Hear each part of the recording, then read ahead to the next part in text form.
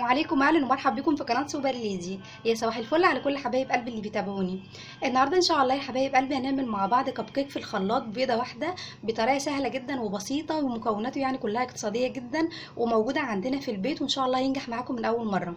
هنبدا بقى بالمقادير بتاعتنا. بسم الله. اول حاجه هنا هيكون معايا كوبايه من السكر الحبيبات بتاعنا العادي، وكوبايه كمان من الحليب. لو ما عندكيش حليب سائل كده ممكن تستبدليها بكيس من اللبن اللي هو النيدو، او معلقتين كبار لبن بودر عليهم كوبايه من الميه، وكمان نص كوبايه من الزيت، زيت الاكل العادي او زيت الذره. وهيبقى معايا كمان 2 من الفانيليا، ومعلقه كبيره من البيكنج باودر او الكيك شيف او خميره الحلوى. وكمان هيبقى معايا هنا كوبايتين من الدقيق، وطبعا معايره بنفس الكوبايه اللي انا معايره بيها كل المكونات علشان المقادير بتاعتي يعني تبقى مظبوطه، ورشه كمان من الملح. ومعايا كمان بيضايه، بس يعني تكون بيضايه كبيره ما تكونش صغيره. والنهارده الكب كيك بتاعنا هنعمله محشي، فهنستخدم معانا اي نوع من المربى احنا بنحبها. انا هنا النهارده هستخدم مربى الفراوله، انت ممكن تستخدمي مربى المشمش او مربى التوت، اي مربى تانية. هنبدا بقى بسم الله. اول حاجه هنجيب بقى الخلاط بتاعنا ونحط فيه كوبايه الحليب، بسم الله الرحمن الرحيم، وكمان كوبايه السكر، ونص كوبايه من الزيت او نص كوبايه يعني وزياده وشويه صغيرين، بس بلاش يعني تعملوها كوبايه الا ربع علشان برضو ايه ما يبقاش مزيته قوي. ونحط كمان البضايه، بسم الله،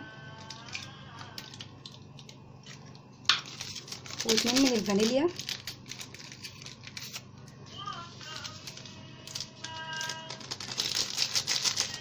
وهنضرب بقى المكونات دي كويس جدا لغايه لما تبقى لونها كده ابيض وتكون ريمه، والحجم بتاعها يعني يتضاعف شويه.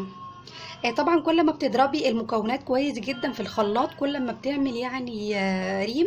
الريم ده بيبقى عباره عن هواء دخل جوه الخليط بتاع الكيك، وان شاء الله هو ده اللي هيخليه لنا يعني يبقى مرتفع وهش.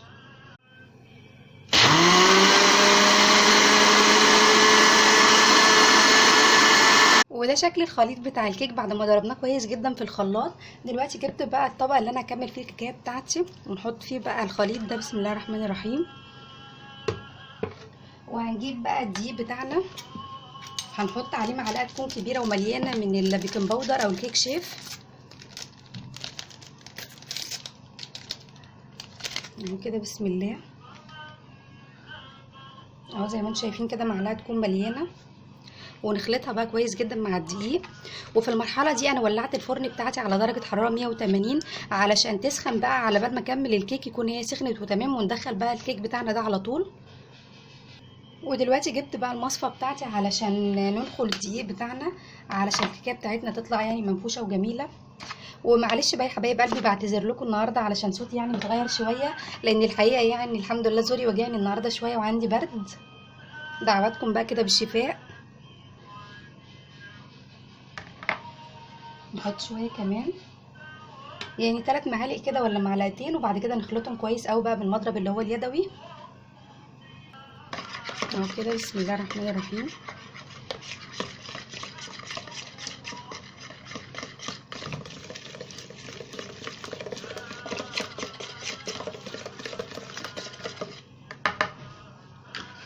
نحط شويه كمان من الدقيق،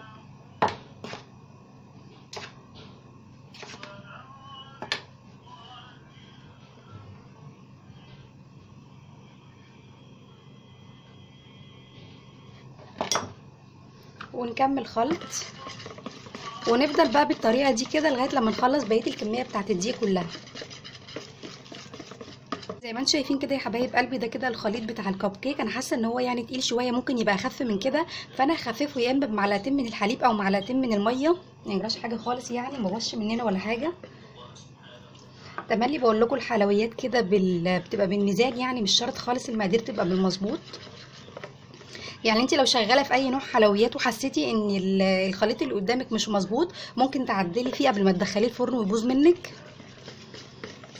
مش هيجرى حاجه خالص. اهو ده كده الخليط بقى اللي هو المناسب، يعني شايفه ان هو كده مظبوط وتمام. هنضرب بس معلقتين الميه دول، على فكره معلقتين الميه دول مش هيخلوه يعني يجرى له اي حاجه، مش هيبوظوه ولا اي حاجه خالص يعني، متقلقوش.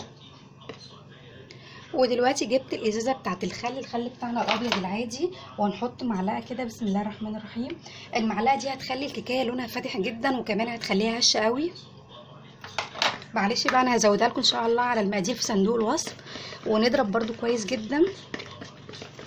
وعلى فكره انت بتضيفيها في الاخر عادي، يعني مفيش مشاكل خالص. احنا مش المفروض نحطها في الاول، هي بتتحط كده في الاخر. بتتفاعل بقى مع الخميره بتاعه الحلوى او البيكنج باودر اللي احنا حطيناه، وبتخلي الكيكه بتاعتنا بقى بتنفش بقى نفشان السنين يعني، بتبقى جميله جدا. ودلوقتي يا حبايب قلبي زي ما انتم شايفين كده، انا فضيت الخليط بتاع الكيك في الشفشه، علشان بقى الجزئيه بتاعه البسبوس دي هتساعدني ان انا اصب الكب كيك بكل سهوله. دلوقتي جبت بقى الصينيه بتاعه الكب كيك اللي احنا هندخلها الفرن، وببتدي افرد فيها الورق اللي هو بتاع الكب كيك ده. لو ما عندكيش ورقه زيه ممكن تستعملي الصينيه بتاعه الكب كيك على طول، بس لازم في الاول تدهني بشويه كده من الزيت او الزبده، وشويه كمان من الدقيق، علشان لما تيجي تخرجي الكب كيك يطلع بسهوله ما يلزقش معاكي في الصينيه. اهو نوزع كده بسم الله الرحمن الرحيم الورق. وبالنسبه للورق ده مش غالي خالص، ده كده ال50 واحده تقريبا ب10 جنيه او 15 جنيه. ال100 معلش ب15 جنيه من العتبه، من محلات اللي هي المستلزمات بتاعه الحلواني. وممكن برضو تلاقيه في اخر العنقود بيبقى متوفر يعني. ودلوقتي هنبتدي بقى نفرغ كده شويه من العجينه. بسم الله الرحمن الرحيم. هنحط شويه صغيرين خالص علشان نحط بقى الحشوه، وبعد كده نرجع نكمل بقيه الكميه تاني. زي ما انتم شايفين ما شاء الله الشفشه بقى مريحني خالص في عمليه الصب. اهو كده يعني قد معلقتين كده. ممكن على فكره تستخدمي المعلقه، بس انا بحس ان المعلقه يعني بتغلب شويه.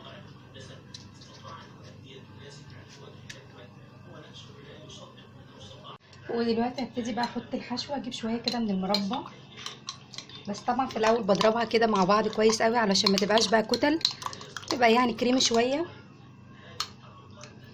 ونجيب بقى قطعه كده من المربى. بسم الله الرحمن الرحيم. نحطها في النص بالظبط زي ما انتم شايفين كده اهو. ما تكونش برضو كبيره قوي، وتخلي بالك برضو انها ما تطلعش على الاطراف علشان ما تتحرقش جوه الفرن. اهو تبقى في النص كده بتاع الكب كيكه بالظبط. كب كيكه اهو كده. معلش يا حبايب قلبي انا بعتذر لكم للمره التانية علشان صوتي يعني النهارده مش طبيعي. انا حاسه ان هو بصراحه يعني مزعج، بس معلش بقى قبلوني. بس كده انا وزعت المربى كلها في الكب كيك. دلوقتي هنملى بقى الكب كيك يعني 3/4 بس بالعجينه، وبعد كده هنسيب يعني الباقي فاضي علشان نديله فرصه بقى ان هو ينتفخ جوه الفرن. اهو كده زي ما انتم شايفين.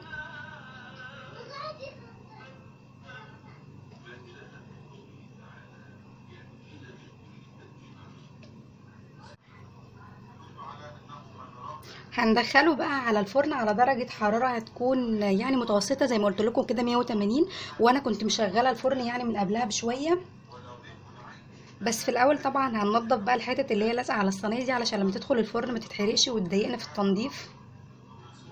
نزود دي شوية كده صغيرين اهو كده.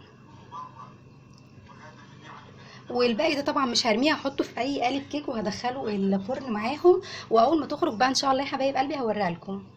ده بقى الشكل النهائي للكب كيك بتاعنا زي ما انتم شايفين كده. بسم الله ما شاء الله شكله مشهي جدا وناجح جدا.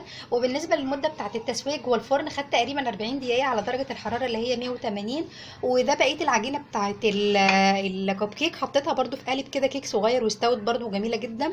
وعايزه اوريكم قد ايه هي هشه. شايفين كده عامله ازاي من تحت؟ شايفين زي السفنج بالظبط. بس الحقيقه انا حطيتهم بقى تحت الشوايه كده علشان يتحمروا، فدي نسيتها شويه فاخدت لون زياده، بس برده جميله وهتتاكل يعني وتبقى زي الفل. ودلوقتي برده حابه اوريكم كده شكل الكب كيك من جوه بيبقى عامل ازاي. بسم الله الرحمن الرحيم. هنشيل بقى كده الورقه. شايفين كده اللون بقى الابيض الجميل الفاتح ده. ده طبعا علشان احنا حاطين له كيك شيف، وكمان علشان حاطين له خل، بس هو معلش لزق شويه بقى في الورقه علشان هو لسه سخن. المفروض ان انت تستني عليه يبرد شويه. اهو زي ما انتم شايفين كده شكل الحشو بقى جواه، والعجينه بتاعته ما شاء الله بيضه جدا واسفنجيه عامله زي القطن. اهو نفتحها كمان كده من النص. بسم الله الرحمن الرحيم. شايفين روعه روعه روعه بجد، في منتهى الجمال. قطن كده، شايفين الجمال؟ ومحشي بقى في منتهى الجمال. ده يا حبايب قلبي طبعا ممكن تعمليه لاولادك وانت رايحه النادي مثلا، او وانت مثلا موديهم المدرسه برضو، ياخدوا معاهم اتنين كده في اللانش بوكس، هيبقى جميل جدا. وفي الرحلات طبعا ما وصيكوش عليه بقى، في منتهى الجمال مع الحاجه الساقعه والشاي، في منتهى الجمال. اتمنى بقى يا حبايب قلبي ان كلكم تجربوه، علشان ان شاء الله يعني هيعجبكم جدا.